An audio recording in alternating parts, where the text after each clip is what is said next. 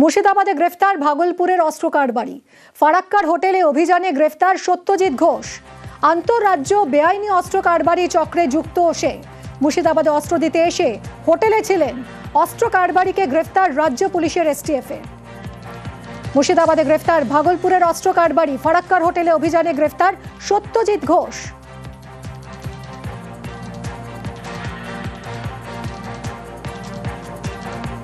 আন্তঃরাজ্য বেআইনি অস্ত্র কারবার চক্রে যুক্ত এই সত্যজিৎ ঘোষ, তাকে গ্রেফতার করেছে এসটিএফ। কথা বলবো আরো বিশদে জানবো। রৌনক রয়েছে সঙ্গে। রৌনক, কি জানা যাচ্ছে?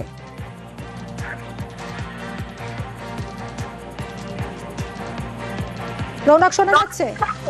দেখো, একেবারে গতকাল সন্ধ্যায় মুর্শিদাবাদের ফারাক্কা থেকে গ্রেফতার করা হয় এই ব্যক্তিকে, এবং যেটা জানা যায় বিহারের ভাগলপুরের অস্ত্র ব্যবসায়ী এই ব্যক্তি, তার কাছ থেকে 4টি সেমি অটোমেটিক যে অত্যাধুনিক বন্দুক, সেই বন্দুক উদ্ধার করেছে এসটিএফ। এবং এসটিএফ এর কাছে গোপন সূত্রে খবর থাকে যে এর কাছে এইরকম ধরনের বন্দুক ছিল।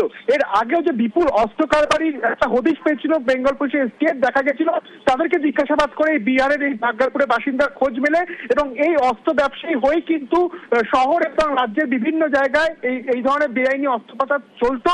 শুধু এই গতকালকে ঘটনা বলে নয়, দীর্ঘদিন যে কজনকে এসটিএফ অ্যারেস্ট করেছে তার মধ্যে বেশিরভাগ জন কিন্তু এই বিহারের অস্ত্র কারবারির সঙ্গে যুক্ত ছিল। এবং এই যাকে গতকাল গ্রেফতার করা হলো তাকে ইতিমধ্যে আদালতে তোলা হয়েছে। এবং ভাগলপুরে একটা বড় অস্ত্র কারবারি রয়েছে যার সঙ্গে সরাসরিভাবে যুক্ত ছিল এই ব্যক্তি, এবং পাচার করে রাজ্যে অস্ত্র পৌঁছে দেওয়ার যে কাজ, অর্থাৎ মিডিলম্যানের যে কাজ, সেই কাজ করতো তিনি। এবং অস্ত্র ব্যবসায়ী হিসেবে তাকে গ্রেফতার করা হয়েছে। আদালতে তাকে পেশ করা হলে নিজেদের হেফাজতে নিয়েছে বেঙ্গল পুলিশের স্পেশাল টাস্ক ফোর্স। ধন্যবাদ রৌনক।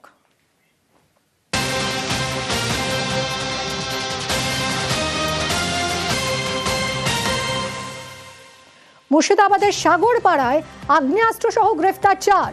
উদ্ধার হয়েছে 4টি আগ্নেয়াস্ত্র, 6টি ম্যাগাজিন, 20 রাউন্ড গুলি। আরো জানাবে বিশদে প্রণব রয়েছে আমার সঙ্গে। প্রণব, দেখো, সাগরপাড়া থেকে তোমাদের 4 যুবককে দাঁড়িয়ে থাকতে দেখে পুলিশের সন্দেহ হয়, তারপরে তাদেরকে গ্রেপ্তার করা হয় এবং তাদের কাছ থেকে 4টে আগ্নেয়াস্ত্র, প্রচুর পরিমাণে গুলি এবং ম্যাগাজিন পাওয়া যায়।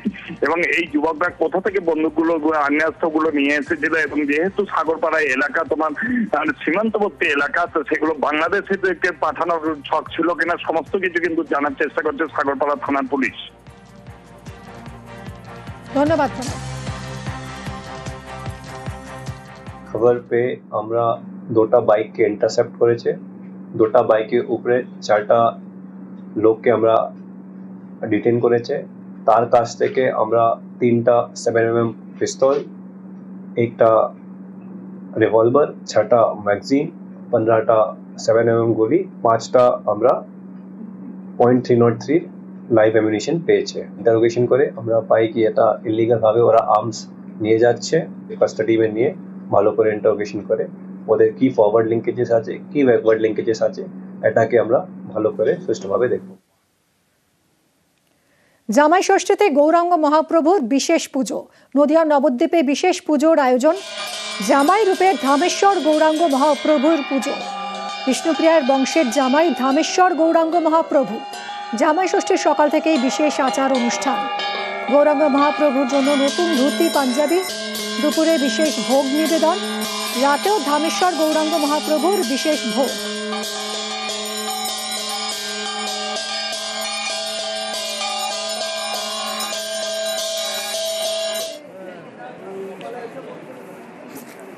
প্রধানত মহাপ্রভুকে আমাদের এখানে জামাই রূপেই সেবা চলে, সারা বছর ধরেই কম বেশি চলেই থাকে।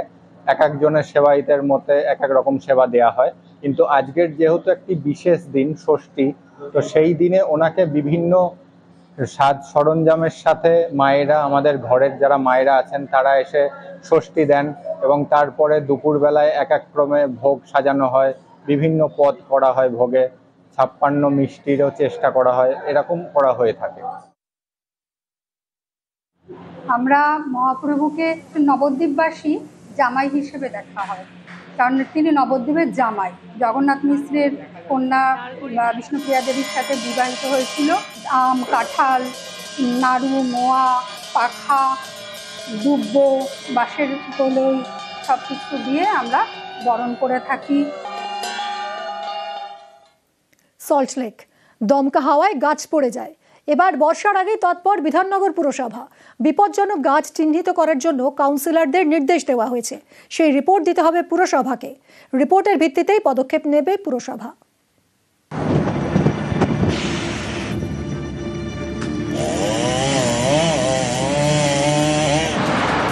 সল্টলেক বালির উপর তৈরি করা শহর, ছড়িয়ে ছিটিয়ে সরকারি দপ্তর, বেসরকারি অফিস, বসতবাড়ি। এই শহরে রয়েছে নানান রকমের কাজ, আর তা নিয়েই বিপদ। একটু জোরে হাওয়া দিলেই মাটি থেকে গাছ উপড়ে যায়, ভেঙে পড়ে রাস্তায়, বাড়ি গাড়ির উপর। বিধাননগর পুরসভা, মোট 41টি ওয়ার্ড, এখানেই সল্টলেক। এই সল্টলেক নিয়ে এবার বর্ষার আগেই সচেতনতা। বিপজ্জনক গাছ খুঁজতে সার্ভে শুরু পুরসভার। বিপজ্জনক গাছ চিহ্নিত করে জানাতে হবে বিধাননগর পুরসভাকে। গত মঙ্গলবার 41টি ওয়ার্ডের কাউন্সিলরকে নির্দেশ পুরসভার।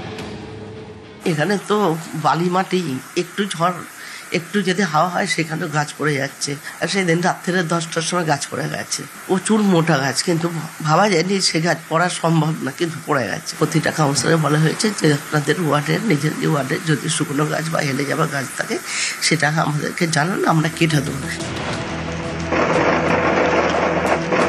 বর্ষা এখনো ঢোকেনি, তার আগেই শুরু হয়েছে বৃষ্টি। মে মাস পর্যন্ত 100টির বেশি গাছ পড়েছে সল্টলেকে। তাই এবার তৎপরতা। কাউন্সিলরদের থেকে বিপজ্জনক গাছের তালিকা পেলেই পদক্ষেপ নেবে বিধাননগর পুরসভা। যে গাছের গোড়ায় মাটি কম সেখানে মাটি ফেলা হবে, বেশি বড় গাছের ডালপালা ছাঁটা হবে। বড় গাছ বিপজ্জনক হলে সেই গাছ কেটে নতুন গাছ বসাতে হবে। বিষয়টা খুব ভালো দেখছি। এইরকম যদি পদক্ষেপ নেন আমরা খুব উপকৃত হব। আমাদের আবাসনের এই সামনের দিকে দেখবেন ফুটপাতে অনেক বড় বড় গাছ আছে। ক্যামেরায় মনোজ কুমারের সঙ্গে অনুপ চক্রবর্তী, নিউজ 18 বাংলা।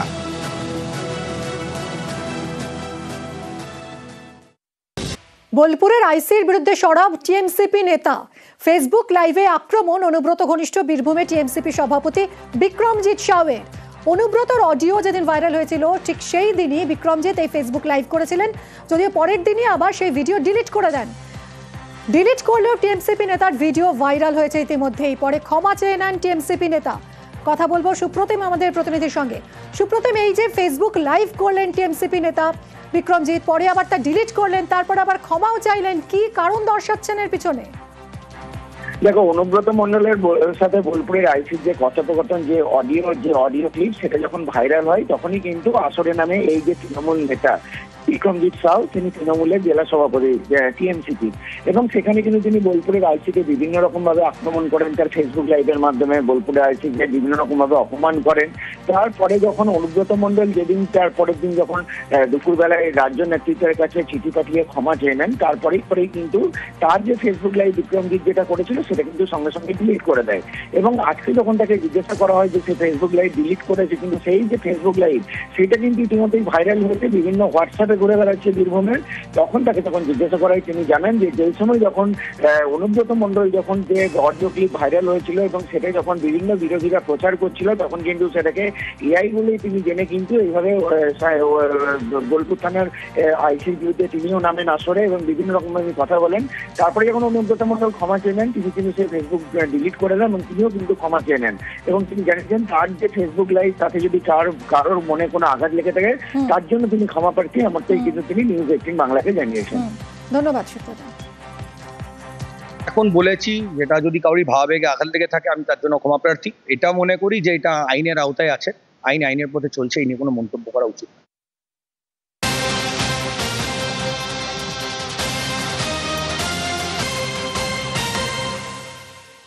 বোলপুরের আইসির বিরুদ্ধে সরব হয়েছেন টিএমসিপি নেতা বিক্রমজিৎ সাউ, কিন্তু কেন এমন মন্তব্য? খোঁজ নিচ্ছে নেতৃত্ব। কি অবস্থায় এই লাইভ করেছেন তিনি, খোঁজ খবর নিচ্ছে টিএমসিপি। কথা বলবো আবির আমাদের প্রতিনিধির সঙ্গে। আবির, তাহলে কি বিক্রমজিতের এই মন্তব্যে অসন্তুষ্ট টিএমসিপি? একেবারেই প্রচন্ড রকমের তো অসন্তুষ্ট তারা, এবং তিনি কি অবস্থাতে তিনি ফেসবুক লাইভ করলেন, আর কেউ ছিল কিনা সেই গোটা বিষয়টিকে নিয়েও জেলা থেকে তারা রিপোর্ট দিচ্ছে। তুমি জানো যে অনুব্রত মণ্ডলের এই মন্তব্যের পরিপ্রেক্ষিতে তৃণমূল কংগ্রেস তাদের অবস্থান আগেই পরিষ্কার করেছিল এবং তড়িঘড়ি অনুব্রতকে ক্ষমা চাইতেও বলা হয়। পরবর্তী সময়ে দলের তরফে যে কড়া অবস্থান নেওয়া হবে এমন একটা ইঙ্গিত বারবার ধরে দেওয়া হচ্ছে। এরই মাঝে দাঁড়িয়ে এই নেতার এহেন মন্তব্যকে মোটেও ভালো চোখে দেখা হচ্ছে না। সে কারণে তৃণমূল ছাত্র পরিষদের তরফ থেকে ব্যবস্থা নেওয়ার একটা ইঙ্গিত পাওয়া যাচ্ছে এবং দ্রুত এই বিষয় সংক্রান্ত যে রিপোর্ট সেই রিপোর্ট জেলা নেতৃত্বকে দিতে বলা হয়েছে তৃণমূল ছাত্র পরিষদের শীর্ষ নেতৃত্বের কাছে। ধন্যবাদ আবির। এদিকে আজও হাজিরা দিলেন না অনুব্রত মণ্ডল। গতকালের পর আজও গড় হাজির তিনি। এসডিপিও অফিসে হাজিরা দিলেন না অনুব্রত। আজও আইনজীবী পাঠিয়ে এসডিপিও অফিসে চিঠি।